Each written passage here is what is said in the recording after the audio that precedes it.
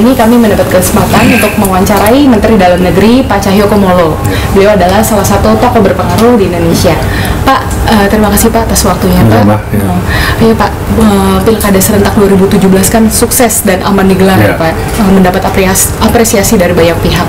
Mohon dijelaskan Pak, kebijakan yang diterapkan oleh Kemendagri untuk mencapai hal tersebut. Yang pertama, pemerintahan Pak Jokowi memang dimulai dengan Pilkada serentak tahun 2015. Kalau kita cermati opini yang berkembang ini kan, wah akan menimbulkan keributan, ketusuhan. Tapi ternyata Kemendagri optimis karena apa? Satu, yang pertama adalah KPU-nya sudah sangat-sangat profesional. Bawaslu juga sudah tersistem, mulai pusat sampai bawah.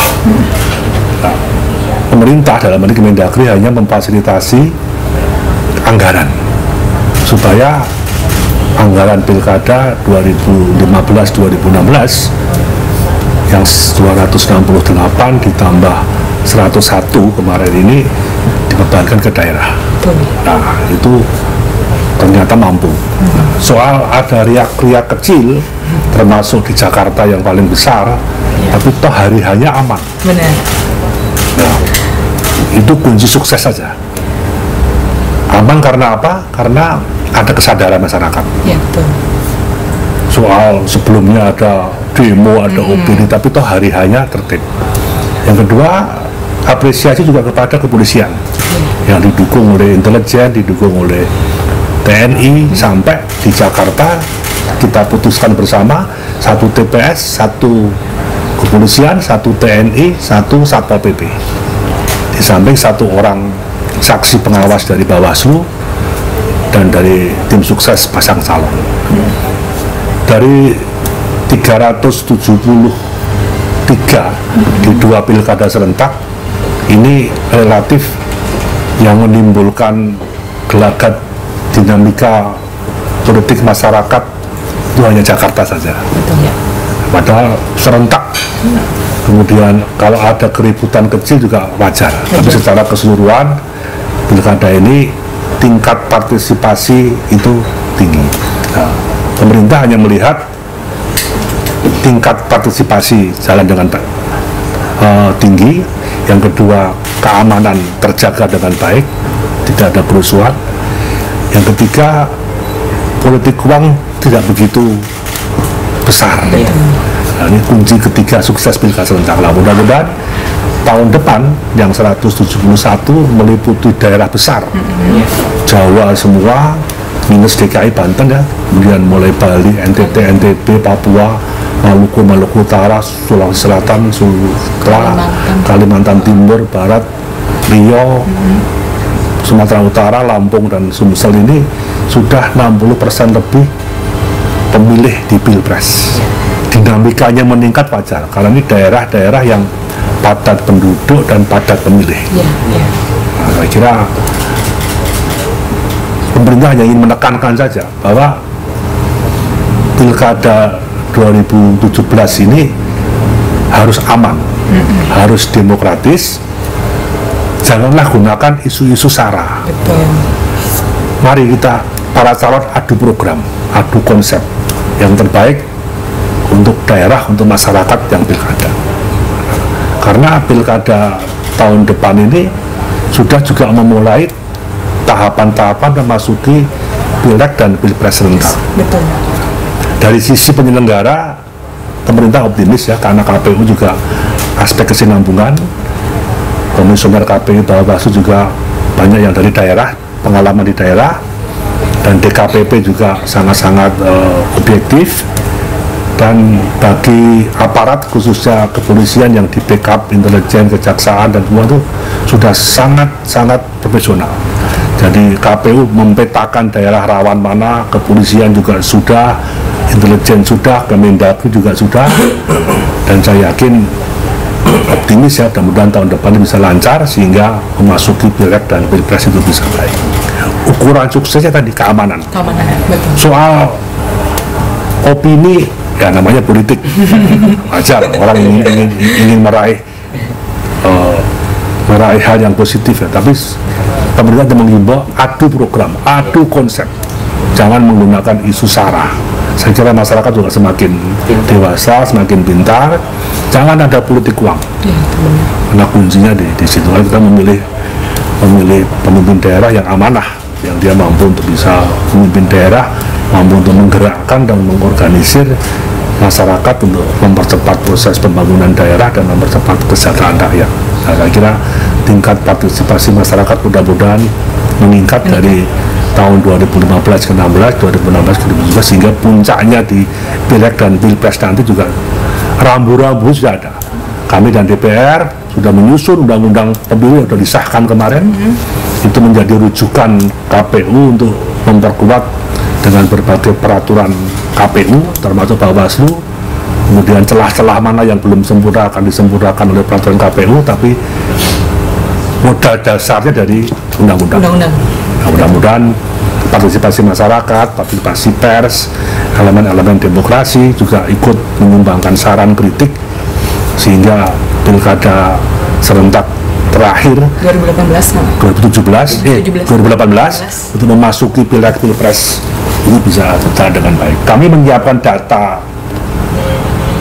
penduduk yang punya hak pilih, kemudian kami membantu untuk mengkonsolidasikan daerah agar anggaran itu setidaknya cukup tercukupi, sehingga tidak mengganggu kerja KPU, tidak mengganggu operasional TNI Polri dan BIN dan semua satgas-satgas keamanan untuk mensukseskan pilkada. Karena kunci pesta demokrasi ini adalah di 2019 yang dimulai dari proses pilkada-pilkada. Nah, kalau kita mencermati gelagat perkembangan ini, saya kira seluruh pemangku kebijakan sudah siap. Apalagi pilkada, dan pilkada itu hampir 90% itu peran partai politik menyiapkan calon, dan 2019 Pilpres sampai memilih DPRD 1, 2, DPR RI itu sudah domain penuh kerjanya partai politik. Nah, saya kira itu ujiannya di situ. Jadi proses rekrutmen bangsa ini jalan, dan pemerintah Pak Jokowi sudah menyiapkan anggaran yang cukup lah, baik untuk pilkada lewat dana daerah, dan juga anggaran buat KPU-nya, termasuk persiapan Pilpres yang sepenuhnya menjadi tanggung jawab pusat. Itu dipersiapkan oleh Ibu Menteri Keuangan dengan baik, sudah dibahas dengan DPR, alokasinya, aturannya sudah ada, tinggal nanti konsolidasi memasyarakatkan kepada masyarakat supaya paham bahwa pentingnya untuk mau menggunakan hak pilih. Jangan ada kampanye sara yang bisa mengganggu rasa persatuan kesatuan. Masalah stabilitas itu penting, NKRI itu penting, implementasi sila-sila Pancasila itu penting, Bhinneka Tunggal Ika itu bagian daripada negara kita, dan juga itu saya kira menjadi kata-kata kunci yang pemerintah harus hadir dalam proses politik, proses rekrutmen, proses demokrasi, proses-proses pengamanan. Wajib hukumnya negara itu hadir. Soal ada pro kontra wajar, ini negara besar, bukan kayak Singapura, bukan kayak Malaysia, bukan kayak Brunei, bukan kayak Timor Leste. Ini negara yang besar sekali. Nah, saya kira kalau dari sisi itu konsolidasi politik pemerintahan Pak Jokowi, kami juga mengapresiasi dukungan semua pihak. Pers juga cukup bagus, kemudian DPR juga akomodatif, partai-partai elemen demokrasi sehingga itu. Kalau kita lihat dinamika politik ini kan tidak begitu menonjol. Masalah radikalisme, terorisme memang masih menjadi tantangan, masalah korupsi, masalah narkoba, tapi dalam agenda politik saya kira gitu. Pak, selain pilkada serentak tadi gitu Pak, apa saja pencapaian yang ditorehkan oleh Kemendagri sepanjang sepanjang Bapak memimpin kementerian ini? Saya kira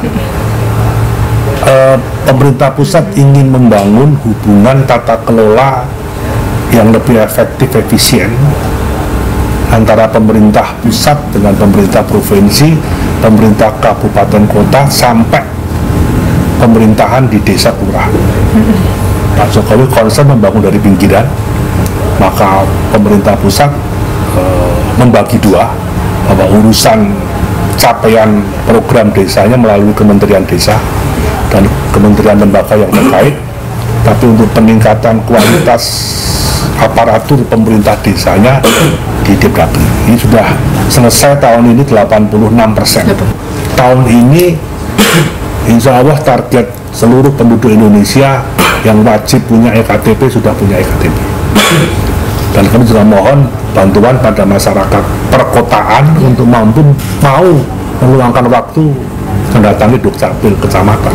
Yang tinggal di apartemen kan nggak mungkin door to door. Di rumah-rumah yang mewah-mewah, mana dia mau digedor cek KTP-nya? Harus dia mau, karena KTP itu nyawa kita, nyawa hidup. Orang urusan bank, urusan paspor, urusan seorang sakit, BPJS, urusan apa harus buktinya ada EKTP. Yang kedua, kami juga ingin target sampai 2018 ini setidaknya 75% kartu anak itu sudah. Ini untuk memandirikan anak, sehingga anak-anak kalau mau ke bank tidak harus pakai, untuk nabung nggak harus pakai KTP-nya orang tua, setidaknya itu. Kalau nanti menginjak dewasa dia bisa langsung, mau ada kartu sehat, kartu pintar, ada bantuan-bantuan bisa langsung. Yang paling berat, tapi target kami karena kami masuk di Depdagri ini penduduk Indonesia yang 254 juta itu baru 30% punya akte kelahiran. Betul Pak. Nah ini kita gerak. Mudah-mudahan selesai di tahun 2019. Jadi bayi lahir apa lewat rumah sakit, dukun, puskesmas, pulangnya sudah punya surat akte. Kalau dia urus lagi ya paling males. Dan ini gratis, kartu anak gratis, buat akte kelahiran gratis, buat EKTP gratis. Jadi pelayanan kepada masyarakat itu harus optimal. Mudah dapat KTP, mudah mengurus akte kelahiran, mudah mengurus akte kematian, ya, kemudian mudah mengurus berbagai hal. Yang kedua, kami terpaksa kemarin yang digugat di MK tapi lolos 3.306 perda-perda maupun Permendagri kita batalkan. Ini yang menghambat investasi. Soal akhirnya ada daerah yang merasa keberatan terus menggugat ke MK itu silakan. Tapi ini intinya setiap kebijakan pemerintahan baik pusat dan daerah, arahan Bapak Presiden mempermudah investor, investor lokal maupun investor asing. Jangan terlalu banyak dibebani berbagai perizinan. Kalau bisa investor asing itu datang ke daerah cukup sekali, jangan bolak-balik, jangan dipingpong. Ada izin prinsip, izin usaha, izin lokasi, izin lingkungan, izin HO. HO sama lingkungan kan sama, misalkan begitu loh. Kalau sudah ada izin HO masa harus tiap tahun diperpanjang? Kan tidak juga. Nah, saya kira ini pokoknya yang berbau menghambat investasi harus dipangkas habis. Ya baru tahap pertama kami 3.000 lebih. Nah, ini kami juga sudah membangun komunikasi dengan daerah. Toh kalau perizinan pusat dipangkas kan juga daerah harus ikut memangkas. Nah, makanya sinergi antar daerah, antar pusat dan daerah ini ingin kita kembangkan.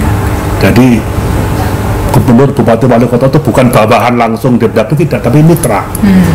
Supaya program strategis nasional pemerintah pusat Pak Jokowi ini yang menyangkut infrastruktur ekonomi, infrastruktur sosial,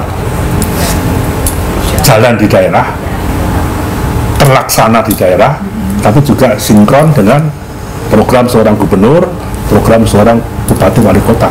Kan dia kampanye. Nah, kampanye itu janji politik dia pada rakyat. Dijabarkan dalam program ini kan khasnya Indonesia, janji presiden, janji gubernur, janji bupati wali kota dijadikan satu menjadi perencanaan program terpadu. Ada anggaran lewat APBN, ada anggaran lewat APBD provinsi, ada anggaran lewat APBD kota kabupaten. Maka Pak Jokowi perencanaannya harus bagus, maka harus ada sinergi.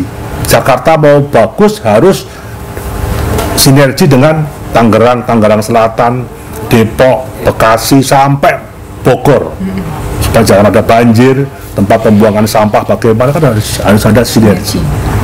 Kemudian kepala daerah juga harus punya inovasi. Dengan segala permohonan maaf ya terpaksa mulai pusat dan daerah banyak PNS yang terpaksa kami kenakan sanksi. Ada yang kita pecat, ada yang kita minta mundur, ada yang diproses secara hukum, ada yang berbagai hal lah. Di pusat saja sudah hampir 90 selama saya menteri terpaksa kita berhentikan berikan sanksi. Nah, di daerah juga sama. Karena apa? Memahami area rawan korupsi itu belum selesai. Memang sedih. Di zaman era Pak Jokowi itu KPK banyak menangkap kepala daerah, banyak menangkap DPRD, walaupun itu oknum ya, tapi kok trennya meningkat. Nah, setelah kami cek bahwa memahami area rawan korupsi itu belum betul-betul dipahami. Satu, masalah perencanaan anggaran, itu sumber kong kali kong di sini. Yang kedua, retribusi dan pajak daerah. Yang ketiga yang berkaitan dengan dana hibah dan bansos. Nah, yang keempat, kelima ini muncul lagi masalah jual beli jabatan. Dan tadi masalah yang berkaitan dengan belanja barang dan jasa. Belanja barang dan jasa menurut KPK ini standar harga di pemerintahan itu lebih tinggi daripada swasta. Sehingga urusan EKTP ketangkep itu kan masalah standar harga yang di markup. Nah, ini itu oke lah, itu pekerjaan rumah kita. Nah, ini yang ditata, maka planning itu harus digerakkan. Jangan malu daerah niru lah. Ada banyak kok provinsi yang niru Surabaya, niru Bandung, niru Jakarta, sehingga semua transparan, menyangkut anggarannya, menyangkut belanjanya, menyangkut apa hal itu semua masyarakat bisa melihat. Walaupun 2 tahun tensinya naik, tapi setidaknya kita optimis ke depan. Kami juga sudah terus-menerus setiap membahas masalah-masalah ini dengan KPK, dengan BPKP, dengan BPK. Jadi sistem yang ingin kita perkuat dengan sistem yang kuat, pengawasan yang optimal, ya. Terus kita berikan pemahaman kepada seluruh aparatur pemerintah, melayani masyarakat. Kemudian dia melayani kan sudah dibayar, masa mau membebankan lagi kepada masyarakat. Sekarang sudah mulai bagus dengan model perizinan satu atap, kemudian dengan inovasi mudah-mudahan semakin meningkat. Kalau dulu kan yang dapat penghargaan kan Surabaya, Bogor, Bandung, kan udah mulai mulai Banyuwangi, mulai Jogja, mulai Pasuruan, mulai Bantaeng, mulai Kutai Kartanegara, mulai banyak. Jadi satu daerah kalau bisa kita punya inovasi sekecil apapun. Jadi tidak perlu kita studi banding ke luar negeri. Mau masalah pertamanan, dan Surabaya bagus. Masalah bagaimana mekanisme pembuangan sampah dan lain-lain yang bagus. Oh, lihat di DKI misalkan begitu. Saya kira ini kalau semua 538 daerah, provinsi, kota, dan kabupaten bisa sinergi, nah ini akan sangat-sangat bagus, saling mendukung, saling menunjang. Karena Jakarta saja harus menyisihkan APBN-nya, berikan dong ke Tangerang Selatan, ke Depok, ke Bogor, ke Bekasi, yang untuk infrastruktur yang ada, memperlancar. Toh orang Jakarta itu kan rumahnya di semua itu lah, semua kan numplek-plek ke sini semua lah. Jadi saya kira itu harus berbagi. Dan sudah mulai banyak. Badung yang PAD-nya besar, dia bisa membagi PAD Badung untuk semua kabupaten kota di Bali. Kutai Kartanegara, Rokan, Hulu, Siak yang gede-gede, saya kira itu harus ditumbuhkan. Karena Pak Jokowi tidak mau daerah sentris, Jawa sentris nggak mau, harus Indonesia sentris. Nggak ada manfaatnya Jawa maju kalau Sulawesi, Papua nggak maju. Maka membangun jalur tol, membangun double track kereta api, membangun waduk-waduk ya semua merata. Nah, ini target Pak Jokowi 2018 selesai. Ya tinggal nanti untuk sarana penunjangnya itu diselesaikan. Minimal satu daerah itu satu kecamatan ada puskesmasnya.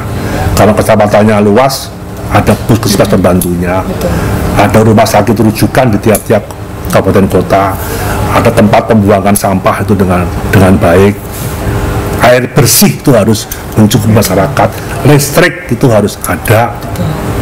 Hal yang kecil-kecil. Nah, daerah itu punya spesifikasi, apa daerah tujuan wisatanya, ataukah kulinernya yang bagus, atau kerajinan daerah yang hadir. Nah, kalau sekarang pemerintah Pak Jokowi itu hampir 70% anggaran digelontorkan ke daerah. Nah, karena pertumbuhan daerah itu harus berkembang. Tidak hanya di Jawa, bagaimana di luar Jawa. Sulsel itu bagus pertumbuhannya. Nah, Jawa kalah dengan Sulsel. Misalnya, kalau merata kan bagus. Dan saya kira ini yang ingin kita buat. Kemudian kalau di Depdagri memang banyak kegiatan, tapi kan selama ini orang fokusnya pada pelayanan tadi, khususnya EKTP. Kebutuhan mendesaknya kan masalah EKTP ini masih. Ya contoh kecil saja lah, aliran kepercayaan merasa dipersulit dicantumkan di kolom KTP. Saya bilang bukan melarang, ini undang-undang mengatakan kolom KTP itu kolom agama, kepercayaan itu bukan agama. Itu undang-undangnya masih ada. Nah, karena sedang digugat di MK, silakan. Karena agama di kolom penting. Kalau saya mati di jalan, lihat agamanya apa? Oh, kalau Islam bisa segera dimakamkan. Oh enggak, ada masih agama Katolik, Kristen, masih bisa disimpan 2-3 hari misalnya. Itu pentingnya salah satu contoh kecil. Jadi 6 undang-undang yang sah itu harus masuk di kolom itu. Tapi bagaimana pemerintah memfasilitasi jangan sampai satupun warga negara terganggu aktivitas kesehariannya, yang untuk ngurus SIM, untuk ngurus kesehatan, untuk ngurus perbankan, kan dia kuncinya harus punya KTP. Kemudian tahun ini akan bisa selesai. Jadi Depdagri kami hanya fokus di situ. Karena kita membangun pemerintahan begitu kompleks, termasuk bela negara. 2 tahun ini kami sudah instruksikan setiap Senin apel bendera. Kalau bisa menterinya irup, gubernurnya irup, bupati wali kota, kalau enggak wakilnya atau pejabat siapa. Senin itu pengibaran bendera merah putih, hormat bendera, menyanyikan Indonesia Raya, pengucapan teks Pancasila, pembacaan Undang-Undang Dasar 45, kemudian pengarahan Inspektur Upacara bahwa pentingnya kita bergotong royong, bahwa kita ini negara yang berbineka, negara yang berpancasila. Konteks Pak Jokowi membangun hubungan tata kelola pusat dan daerah yang harus efektif, efisien, itu semata-mata untuk menekan angka kemiskinan, menekan angka pengangguran, dan mengurangi ketimpangan. Nah, munculnya radikalisme, terorisme kan masalah sosial sebenarnya. Embrionya kan di situ, tapi kan sudah masuk ke ranah regional, ke ranah internasional. Dan kita negara yang besar, kalau tingkat kemiskinannya masih tinggi, kan repot. Jadi ini penekanan Pak Jokowi membangun infrastruktur ekonomi sosial semata-mata untuk mempercepat tadi. Pak Jokowi memastikan ini selesai semua. Tidak ada satupun untuk membangun itu pakai hutang, nggak ada. Hutang itu untuk bayar beban bunga hutang yang dibebankan ke Pak Jokowi. Jatuh tempo, itu tidak mengganggu program infrastruktur, hingga capaiannya ini jelas. Itu saya kira nanti beberapa data nanti bisa kita siapkan, ya, bahwa pemerintah daerah itu tidak hanya gubernur sampai lurah kepala desa. Ingat, di situ ada DPRD, ada kepolisian, ada TNI, ada kejaksaan, ada perguruan tinggi. Ada sinergi. Setiap gubernur, bupati, wali kota sampai camat untuk mengambil kebijakan juga harus ingat, pahami daerahmu. Maka ajaklah tokoh masyarakat, ajaklah tokoh agama yang mayoritas di daerah, ajak tokoh adat. Nah, sehingga setiap kebijakan, keputusan, menyusun perda, menyusun perencanaan anggaran, melibatkan semua pihak. Juga dari media, dari pers, dari LSM, silakan kalau mau memberi masukan, memberikan kritik, itu kan masukan untuk menyempurnakan program. Nah, ini yang ingin kita programkan, termasuk bela negara tadi.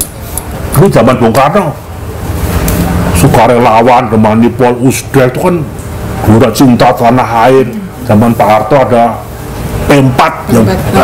Setelah reformasi ini kok Kok rentan sekali gitu. Indonesia itu negara yang berbineka, suku, agama, golongan, semuanya ada.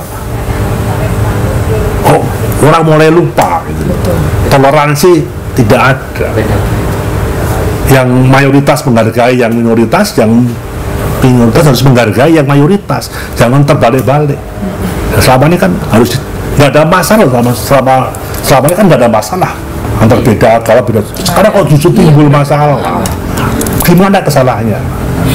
Kan tadi rasa memiliki bangsa ini, jiwa patriotisme, menghormati, kita punya Bung Karno, punya Bung Hatta, hormatilah itu.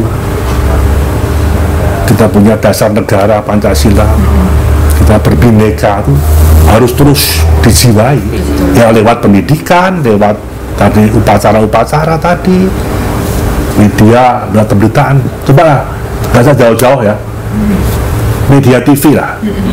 Dari semua TV yang tiap pagi dimulai dengan lagu Indonesia Raya hanya ada 2.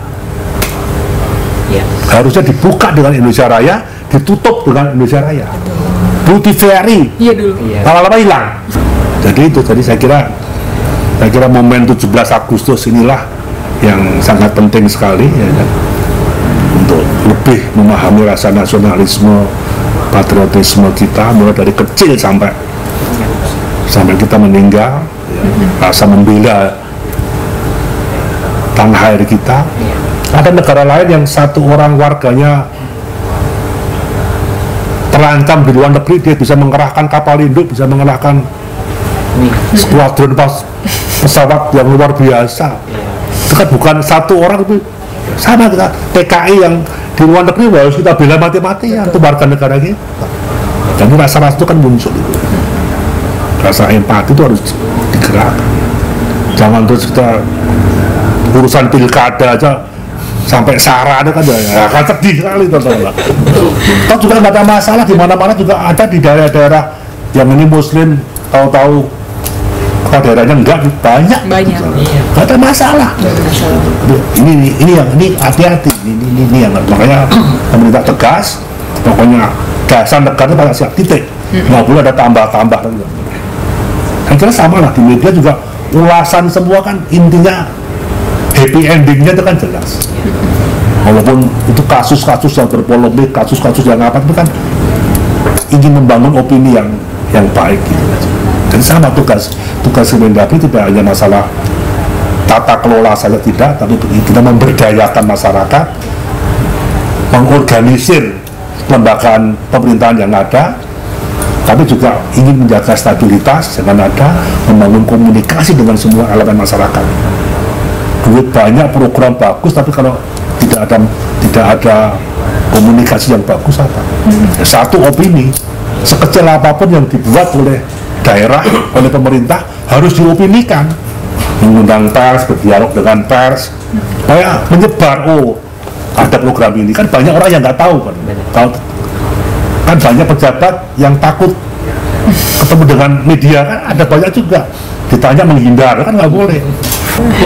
Itu aja, kayak masyarakat kan inginnya kan itu, sandang, papan, tangan, aman, udah enak. Orang bebas di sini mau teriak-teriak, mau lewat Twitter, lewat BB, lewat Facebook, tapi kan ada aturannya, gitu. Boleh kita, tapi nggak boleh memprovokasi dan tahu kewaspadaan. Contoh kemarin sampai anggota polisi sholat di masjid itu ditikam. Iya Pak. Lama-lama kita ke masjid, ke gereja, mau ibadah, lihat kiri kanan siapa, belakang saya kan repot gitu. Iya. Nah, kita tuh justru masyarakat harus bersatu melawan masyarakat yang ingin membuat onar. Nah itu perlu adanya keterpaduan semua pihak, saling menjaga. Makanya kami juga sudah mulai sekarang sudah membuat instruksi ke daerah, siskambling itu diadakan. Istilah saya pemolisian RT RW. Jadi seorang RT itu harus tahu berapa jumlah warganya, kepala keluarganya itu berapa, satu rumah isinya berapa saja. Kalau ada tamu atau saudara yang bermalam, wajib lapor. Lapor ke Kapolsek atau lapor ke Pak RT, didata tahu. Ya mohon maaf ya, kelompok-kelompok teroris itu kan tinggal di masyarakat secara umum, tempat kos-kosan. Orang yang punya kos-kosan, punya persewaan, punya apartemen harus dicek betul siapa yang nyewa, yang pinjam, datanya bagaimana. Dia kan nggak tahu semua, kebobolan semua, kan nggak boleh. Nah, makanya siskamling ditingkatkan. Kalau siskamling, kalau sekarang orang malas sampai pagi, oke bayar ya bayar lewat satpam, tapi satpam harus kerja betul, didata siapa yang bermalam, ini pulang malam jam berapa, siapa warga ini. Kalau ini terbuka pintunya Indonesia ini, dan orangnya orang baik. Siapapun orang kalau mau masuk masjid, masuk gereja, mau nginep kan boleh. Numpang tidur ya Pak, bebas, nggak tahu itu siapa. Nah, makanya siskamling 24 jam itu penting. Di samping untuk menjaga masalah-masalah kesehatan, tapi juga masalah bahaya-bahaya tadi. Ini kepolisian sudah mulai terjun, bagus, ronda bagus. Yang paling penting ya di Jakarta itu sudah, apalagi kan jelas pendetaannya. Oh paling mereka Tangerang, Depok, Bekasi, ada Bogor, Bandung, Temanggung, Solo, Jawa Tengah, Malang, Surabaya, NTB sampai ke Poso, itu kan areanya kan area-area sudah bisa dipetakan. Nah, tinggal bagaimana partisipasi masyarakat. Nah, sekalian ini jangan orang harus berani menentukan sikap siapa kawan siapa lawan, harus berani bersuara, harus berani tampil.